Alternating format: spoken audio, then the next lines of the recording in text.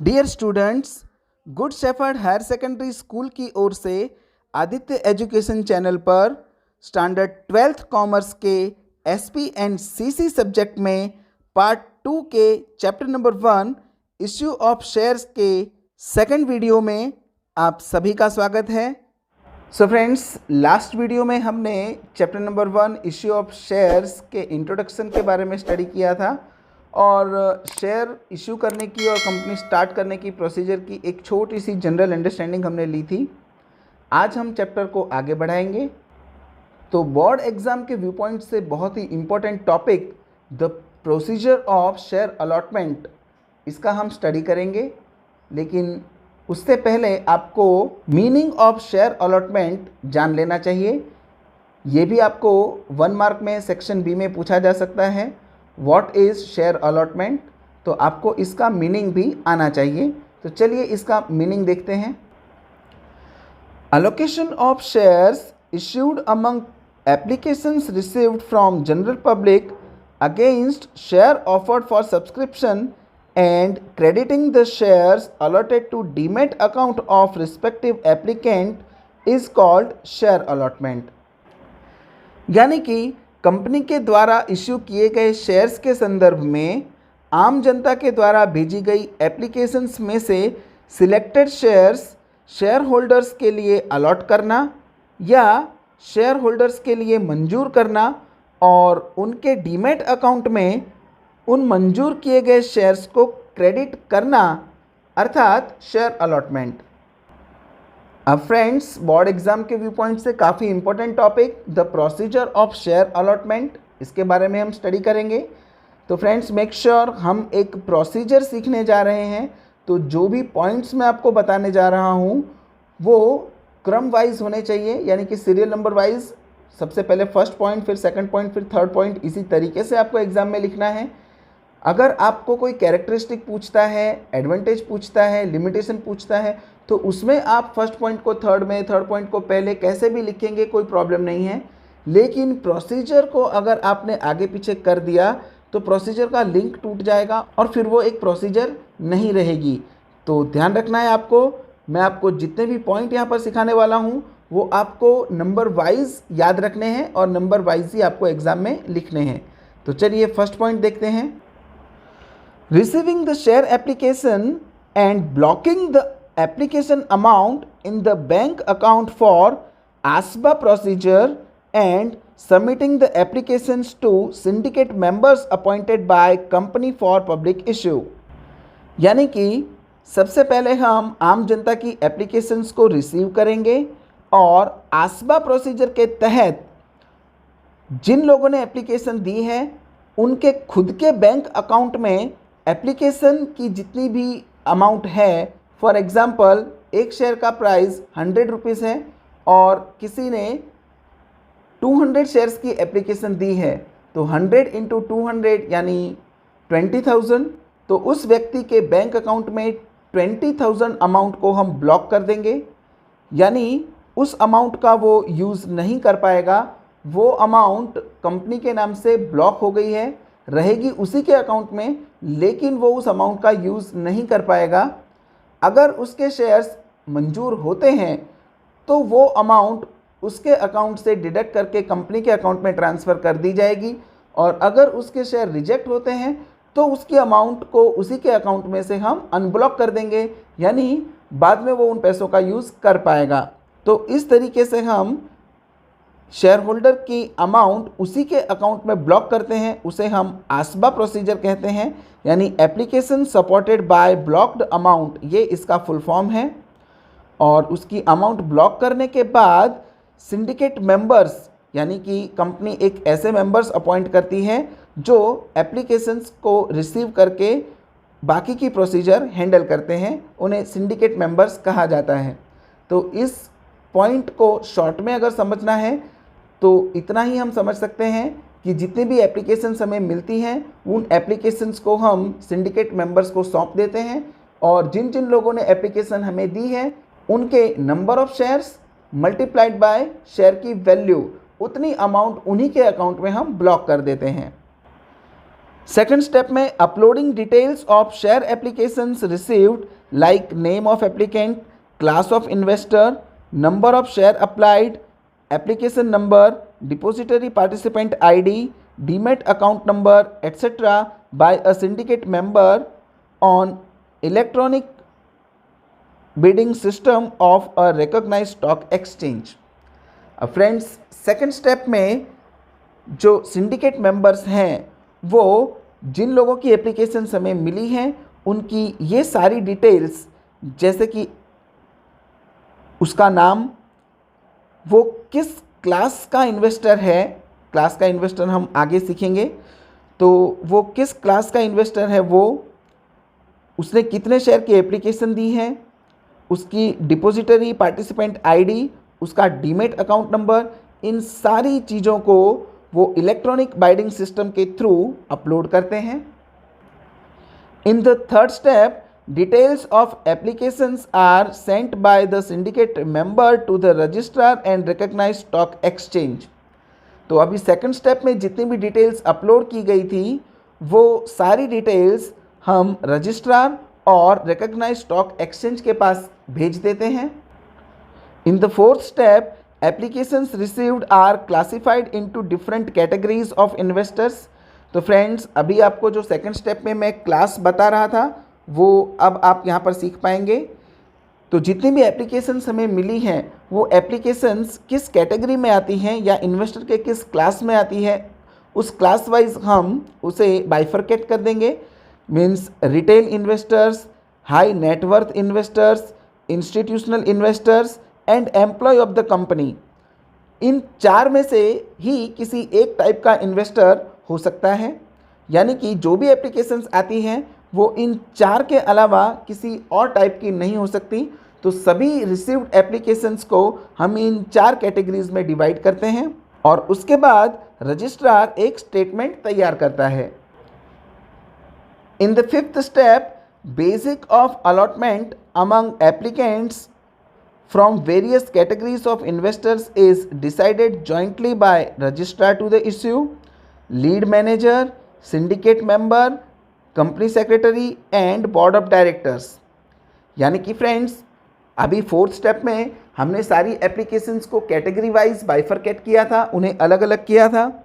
अब किस क्लास में या इन्वेस्टर्स के किस क्लास में कितनी एप्लीकेशंस होनी चाहिए, इस बात का decision registrar of the issue, lead manager, syndicate member, company secretary और एंड बोर्ड ऑफ डायरेक्टर्स मिलके इस बात को डिसाइड करते हैं. फॉर एग्जांपल इन सभी ने मिलकर ये डिसाइड किया है कि रिटेल इन्वेस्टर्स में 500 एप्लीकेशंस होनी चाहिए. तो अगर रिटेल इन्वेस्टर्स में 500 से ज़्यादा एप्लीकेशन आई हैं तो वो एप्लीकेशंस रिजेक्ट कर दी जाएंगी. तो किस कैटेगरी में कितनी एप्लीकेशंस होनी चाहिए वो ये सभी मिलकर फिफ्थ स्टेप में डिसाइड करते हैं. In the sixth step, shares are allotted to various applicants on the basis of pre decided proforma of the allotment. यानी फिफ्थ स्टेप में हमने पहले से डिसाइड किया हुआ है कि किस कैटेगरी में कितने शेयर एप्लीकेशन हम एक्सेप्ट करेंगे.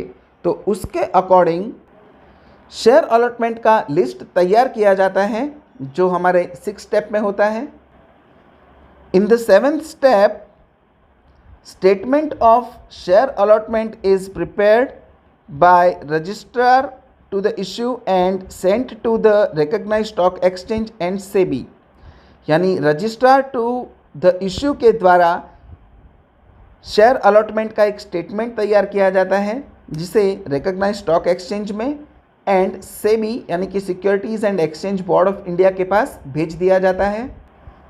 And in the last step, shares are credited to demat account of applicants by depository and applicants are informed regarding this whether they are allotted or not through SMS and email by depository and recognized stock exchange. यानी last step में जिन लोगों के share मंजूर हुए हैं उन लोगों के शेयर उनके डीमेट अकाउंट में क्रेडिट कर दिए जाते हैं. ये काम डिपॉजिटरी करती है और जिन लोगों के शेयर मंजूर हुए हैं उन्हें भी और जिन लोगों के शेयर रिजेक्ट हुए हैं उन्हें भी एसएमएस के द्वारा और ईमेल के द्वारा इस बात की जानकारी दी जाती है। ये जानकारी डिपॉजिटरी या रिकॉग्नाइज्ड स्टॉक एक्सचेंज के द्वारा दी जाती है। तो फ्रेंड्स, यहाँ पर हमारी शेयर अलॉटमेंट की प्रोसीजर ख़त्म होती है। Now the next topic, irregular and illegal allotment of shares. यानी आपको ये 1 मार्क में भी पूछा जा सकता है, व्हाट इज़ इर्रेगुलर शेयर या व्हाट इज़ इलीगल शेयर। तो फ्रेंड्स, हम इर्रेगुलर और इलीगल दोनों शेयर किस तरीके से डिसाइड होते हैं ये भी हम सीखेंगे। इर्रेगुलर या इलीगल शेयर्स अलॉटमेंट की क्या इफ़ेक्ट्स होती हैं वो भी हम सीखेंगे। तो चलिए स्टार्ट करते हैं इर्रेगुलर अलॉटमेंट ऑफ शेयर्स से। First of all, meaning of irregular share allotment. तो when shares are allotted without fulfilling statutory provisions and restrictions is called irregular share allotment. तो फ्रेंड्स, हमने ये सीखा था कि शेयर इश्यू करने से पहले हमें कुछ प्रोविजंस को फुलफ़िल करना होता है। तो अगर हमने उन प्रोविजंस को फुलफ़िल नहीं किया है या रिस्ट्रिक्शंस जो हमारे पास थे उन्हें भी हमने फॉलो नहीं किया है, तो ऐसे शेयर अलॉटमेंट को हम इर्रेगुलर शेयर अलॉटमेंट कहते हैं। Very important topic, circumstances of irregular share allotment. यानी कि किन परिस्थितियों में अलॉटमेंट को हम इर्रेगुलर कह सकते हैं। First one, shares are allotted without receiving minimum subscription. तो फ्रेंड्स, हमने ये सीखा है कि मिनिमम 90% शेयर का सब्सक्रिप्शन होना चाहिए। अगर 90% शेयर का सब्सक्रिप्शन नहीं होता है तो कंपनी को आगे की प्रोसीजर वहीं स्टॉप कर देनी होती है। लेकिन अगर 90% सब्सक्रिप्शन नहीं हुआ हो और फिर भी कंपनी ने शेयर अलॉट कर दिए हों, आगे की प्रोसीजर चालू रखी हो, तो ऐसे अलॉटमेंट को हम इर्रेगुलर शेयर अलॉटमेंट कहते हैं। सेकंड केस है, a copy of prospectus is not filed with registrar of companies and SEBI. यानी कि शेयर इश्यू करने से पहले प्रोस्पेक्टस की एक कॉपी रजिस्ट्रार ऑफ कंपनीज और सेबी के पास हमें पहुंचानी होती है। अगर हमने ये नहीं पहुंचाई हो और शेयर अलॉट कर दिए हों तो भी वो शेयर इर्रेगुलर शेयर कहलाएंगे। Third one, the minimum 5% of face value और amount decided by SEBI is not received with application. तो फ्रेंड्स, हम जानते हैं कि जब हम शेयर इश्यू करते हैं तो शेयर की फेस वैल्यू को हम अलग अलग टुकड़ों में मंगाते हैं, जैसे application, allotment, first call, final call. अपने अकाउंट्स में भी ये सीखा होगा, अकाउंट का पार्ट 2 का जो फर्स्ट चैप्टर है उसमें भी आपने application, allotment, first call, final call ये सब देखे होंगे। तो एप्लीकेशन के ऊपर मिनिमम कितनी अमाउंट मंगाई जाए तो उसके लिए ये प्रोविज़न है कि आपको फेस वैल्यू के मिनिमम 5% या फिर सेबी के द्वारा डिसाइड की गई अमाउंट ही आप एप्लीकेशन पर मंगा सकते हैं। अगर आपने इस प्रोविज़न को फॉलो नहीं किया है तो भी आपका अलॉटमेंट इर्रेगुलर शेयर अलॉटमेंट माना जाएगा। Fourth one, escrow bank account is not opened with a scheduled bank. यानी जब कंपनी शेयर इश्यू करती है तो एक शेड्यूल्ड बैंक में कंपनी को एक अकाउंट ओपन कराना होता है, जिस अकाउंट में शेयर होल्डर्स अपने पैसे डिपॉजिट कराते हैं। यानी कि शेयर होल्डर्स जो शेयर खरीदने वाले हैं उन शेयर्स के ऊपर जो भी अमाउंट कंपनी ने डिसाइड की है वो अमाउंट वो उस बैंक अकाउंट में डिपॉजिट करवाते हैं, जिसे हम एस्क्रो अकाउंट कहते हैं। अगर आपने एस्क्रो अकाउंट ओपन नहीं कराया है और शेयर अलॉट कर दिए हैं तो भी आपका अलॉटमेंट इर्रेगुलर अलॉटमेंट माना जाएगा। Fifth case, listing agreement is not made with recognised stock exchange. यानी कि आपने अपने शेयर्स को रिकॉग्नाइज्ड स्टॉक एक्सचेंज में लिस्टिंग नहीं कराया है या लिस्टिंग एग्रीमेंट साइन नहीं किया है तो भी आपका अलॉटमेंट इर्रेगुलर अलॉटमेंट माना जाएगा। Sixth one, shares are allotted without observing guidelines issued by SEBI and provision of companies act. यानी कि सेबी की गाइडलाइंस और प्रोविज़न ऑफ कंपनीज एक्ट को स्टडी किए बिना या उनकी गाइडलाइंस को ऑब्जर्व किए बिना हमने शेयर अलॉट कर दिए हों तो भी वो अलॉटमेंट इर्रेगुलर अलॉटमेंट माना जाएगा। And last, information given in prospectus is misleading और इनकरेक्ट। यानी कि सब्सक्रिप्शन कंप्लीट करवाने के लिए, आम जनता को अट्रैक्ट करने के लिए हमने प्रॉस्पेक्टस में कोई मिसलीडिंग या इनकरेक्ट इन्फॉर्मेशन प्रेजेंट की हो और बाद में इस बात का पता चले तो भी आपका अलॉटमेंट इर्रेगुलर अलॉटमेंट माना जाएगा। Now friends, one more important topic, effect of irregular share allotment, यानी कि अगर आपका अलॉटमेंट इर्रेगुलर है तो उसकी क्या क्या इफेक्ट हो सकती हैं, ये भी आपको एग्जाम में पूछा जा सकता है। तो चलिए देखते हैं। The first effect is when allotment of share is irregular, applicant can get the allotment cancelled at his option and can get the refund of the amount paid on shares. यानी कि जैसे ही शेयर होल्डर को ये पता चलता है कि उसे जो शेयर अलॉट किए गए हैं वो इर्रेगुलर हैं, तो वो अपनी मर्जी से इन शेयर्स अलॉटमेंट को कैंसिल करवा सकता है और जितने पैसे उसने कंपनी में भरे हैं वो पैसे वो रिफंड ले सकता है। And second, director is personally responsible for the loss to shareholders arising due to irregular allotment. यानी कि अगर इर्रेगुलर अलॉटमेंट के द्वारा शेयर होल्डर को कोई भी नुकसान गया हो तो उसके लिए कंपनी का डायरेक्टर रिस्पॉन्सिबल होता है। तो फ्रेंड्स, आज की वीडियो में इतना ही। आई होप मैंने जो कुछ भी एक्सप्लेन किया है आपको अच्छे से समझ में आया होगा। अगर आपको आज के वीडियो से रिलेटेड कोई भी क्वेरी या डाउट है तो आप मुझे मेरे मेल एड्रेस पर क्वेश्चंस पूछ सकते हैं या आप मुझे कमेंट बॉक्स में भी अपने क्वेश्चंस पूछ सकते हैं। अगर आपने अभी तक हमारा चैनल सब्सक्राइब नहीं किया है तो प्लीज़ इसे सब्सक्राइब करें और बेल आइकन का बटन प्रेस करें ताकि आपको हमारे अगले वीडियो के नोटिफिकेशंस मिलते रहें। अगर आपको आज का वीडियो पसंद आया है तो प्लीज़ उसे लाइक करें, अपने फ्रेंड्स में शेयर करें और अपना वैल्यूएबल कमेंट हमें ज़रूर से दें ताकि हमें ऐसे ही इंस्पिरेशन मिलती रहे। बहुत जल्द मुलाकात होगी आपसे अगले वीडियो में।